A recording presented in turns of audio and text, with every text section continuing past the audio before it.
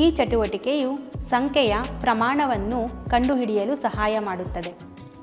ಈ ಚಟುವಟಿಕೆ ಮಕ್ಕಳಿಗೆ ಸಂಖ್ಯೆಗಳನ್ನು ಎಣಿಸಲು ಹಾಗೂ ಸಂಖ್ಯೆಗಳು ಮತ್ತು ಪ್ರಮಾಣದ ನಡುವಿನ ಸಂಬಂಧವನ್ನು ಅರ್ಥ ಮಾಡಿಕೊಳ್ಳಲು ಸಹಾಯ ಮಾಡುತ್ತದೆ.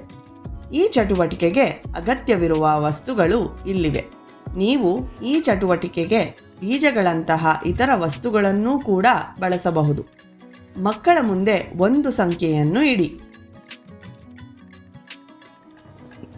3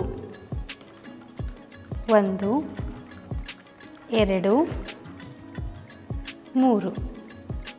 ಈ ಚಟುವಟಿಕೆಯು ಮಕ್ಕಳಿಗೆ ನಿರ್ದಿಷ್ಟ ಸಂಖ್ಯೆಗೆ ಸಂಬಂಧಿಸಿದ ಸರಿಯಾದ ಸಂಖ್ಯೆಯ ಕಲ್ಲುಗಳನ್ನು ಹೇಗೆ ಎಣಿಸುವುದು ಎಂಬುದನ್ನು ಕಲಿಯಲು ಅವಕಾಶ ನೀಡುತ್ತದೆ ಮತ್ತು ಅವರ ಕಲಿಕೆಯನ್ನು ಬಲಪಡಿಸಲು ಸಹಾಯ ಮಾಡುತ್ತದೆ.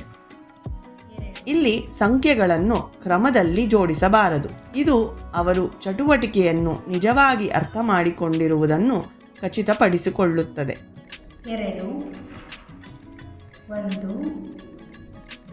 ಮಕ್ಕಳಿಗೆ ಚಟುವಟಿಕೆಯನ್ನು ಸ್ವತಃ ಮಾಡಲು ಪ್ರೋತ್ಸಾಹಿಸಿ. ಈ ಚಟುವಟಿಕೆಯನ್ನು 2 ಮಕ್ಕಳು ಒಟ್ಟಿಗೆ ಮಾಡಬಹುದು. ಒಬ್ಬರ ನಂತರ ಒಬ್ಬರು ಸರದಿ ತೆಗೆದುಕೊಳ್ಳಬಹುದು.